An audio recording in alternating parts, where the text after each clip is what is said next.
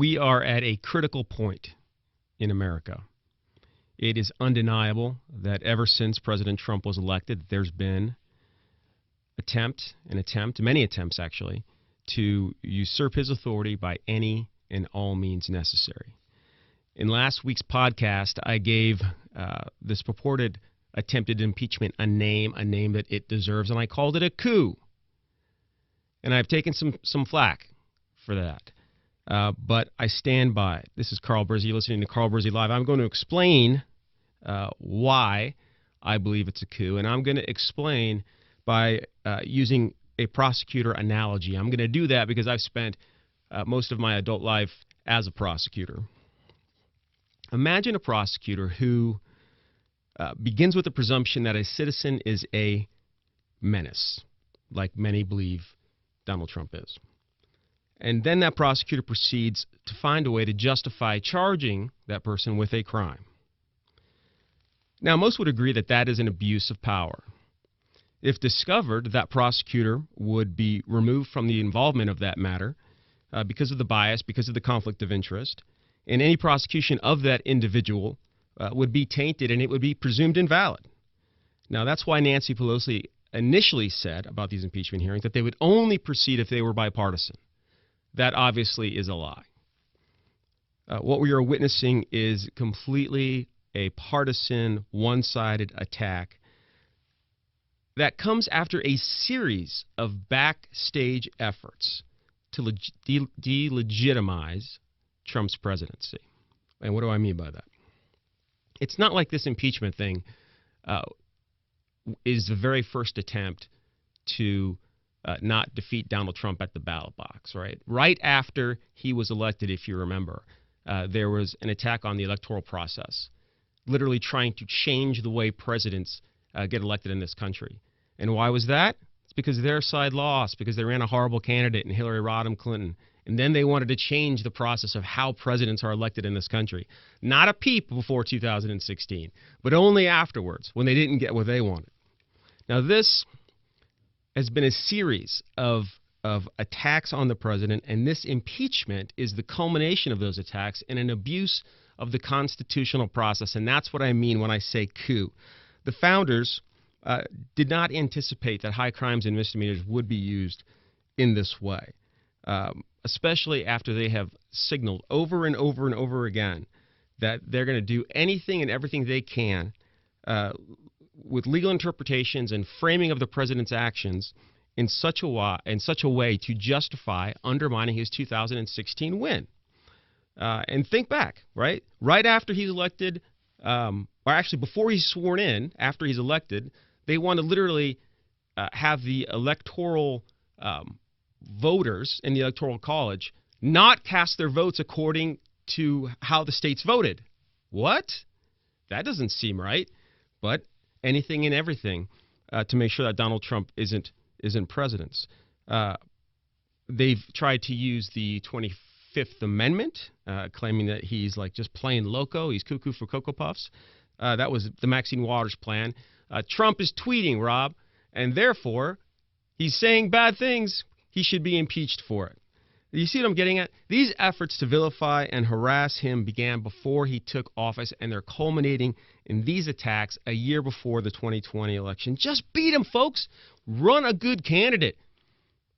The Democrat Party elites are the reason why Donald Trump is president. Remember, they fixed their primary so that Bernie Sanders couldn't win, and they literally ran the worst candidate in modern-day history in Hillary Rodham Clinton against Donald Trump. You see what I'm getting at? I've been criticized for calling this a coup. I'm not trying to be an instigator. I'm calling it as I see it. I'm calling it a coup because of the number of successive attempts by the resistance, as they call themselves, to undermine this president's legitimacy instead of just beating him. Let me use AOC, Alexandria Ocasio-Cortez's own words. And this is a quote, direct quote. Impeachment is not just about something that has occurred. This is about preventing a potentially dangerous outcome from occurring next year. Boom. She just laid it out for you. We don't have to guess what this is about. They're afraid of Donald Trump winning in 2020. And again, I want to underscore the fact that we can't just take this impeachment and look at it in isolation. They have tried every creative and unprecedented way, every interpretation of the law to undermine this president's legitimacy. Campaign violations because of Stormy Daniels. That didn't work. They claim that Trump's comments at a press conference with Putin were treasonous and that he should be impeached for that. That he should be impeached because he fired subordinates, Comey and the gang. Collusion with Russia. It goes on and on and on. A whole series of backstage efforts to undermine this president's legitimacy. And when you look at the evidence, the picture is clear. What they are doing, but what they don't realize what they're doing, is they're undermining the legal foundation on which the office of president rests. The presidency, not just Donald Trump. They're not looking to the future. They're not looking at the precedent. They don't see where the train is going down the tracks, and this is where the danger lies. And that's why I'm calling it a coup. This latest impeachment inquiry, prompted by the Ukraine call, is only the most recent attempt. And that's evidence. That is evidence, at the very least, of a coup-like effort, if not an actual coup. Think of it like this, folks. I'll use another criminal law analogy here. Think of it like you're a juror in a criminal trial. It's a murder trial, and the defendant is claiming self-defense. During the trial, you hear evidence that the defendant attempted to kill the victim 10 times before. Now, would that or would that not be strong evidence that the defendant's real goal was to kill the victim, notwithstanding the self-defense claim, right? So all of the prior attempts to unseat this president are what give legitimacy to the claim that this impeachment is just another attempt at subversion. I have no doubt that the people who are leading this effort feel very strongly about what they're doing, and that they think that President Trump's continued leadership will take the country down the road of dangerous and irreversible directions. I think that because they've told me that. And they feel justified that they should be able to take him out by any and all means necessary.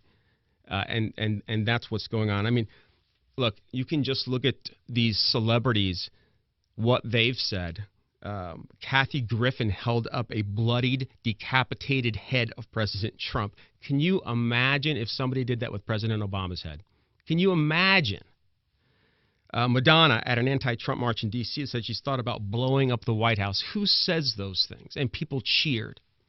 Robert De Niro, that idiot, wants to punch Trump in the face. And it goes on and on and on and on. One of the lawyers, now this is crazy. This is down the rabbit hole kind of stuff. One of the lawyers for the anonymous whistleblower tweeted in January of 2017 that a coup has started and that impeachment will follow. You guys listening to what I just said? One of the lawyers representing the anonymous whistleblower tweeted in 2017 that a coup has started and that impeachment will follow. That is awfully convenient. Right up there with multiple cameras not working and guards conveniently sleeping when Jeffrey Epstein strangles himself to death. That's right up there with that kind of coincidence. Now, I know that it's been a while, but I want you to hearken back to when Democrats figured that Hillary Rodham Clinton was a shoo-in. I want you to remember the dire warning about how the Trumpsters and how the deplorables would never accept the election result. They will deny. They'll take to the streets. They'll howl at the moon like unhinged lunatics. Do you remember this? Does that sound familiar? Mirrors have a magical quality, don't they? It's striking to watch the self-delusion, if it wasn't so frightening. They are acting exactly the same way that they predicted the Trump supporters would act if Trump had lost the election. Playbook. What we are witnessing is a spectacle, and it would be somewhat entertaining if there wasn't the possibility of this becoming the beginning stages of a profound conflict in this country. You may say, Carl, where are you getting this stuff? Are you making this stuff up? No, I'm not making it up. You know what I'm looking at? I'm looking at history. You have to know history, and you have to pay attention. And paying attention, folks, is different from thinking. Paying attention is looking for what you don't know. And then you have to know history, because history repeats itself. There's a rich tradition of revolution in this country when people feel like their government is not a legitimate government, right? That's much different when we're not talking about elections. We're not people going to the ballot box having differing opinions about the economy or health care and casting a vote. I'm talking about literally when they think that that the government is not a legitimate government. And that's much different from different political beliefs. And we're not disagreeing about policy now. They're literally saying that he's not a legitimate president, and they're doing anything and everything they can to make sure that that sticks. They're questioning his power beyond right, and that term resistance has that coup-like quality to it, right? Where it's not only you have a right to resist, but almost an obligation to resist when the sovereign is not legitimate. So that's why I call it a coup. That's why I call it dangerous. I'm not a Trump apologist. Again, for all of the reasons I previously stated, I'm just pointing out the fact that this resistance-like conduct is irresponsible, it's undemocratic, and it's a dangerous attack on our national values and institutions. This is a contrived spectacle. It's a circus. It's not a fair reaction to clear abuse. I have, in the late 90s, was part of the team that investigated the Clinton-Gore re-election effort.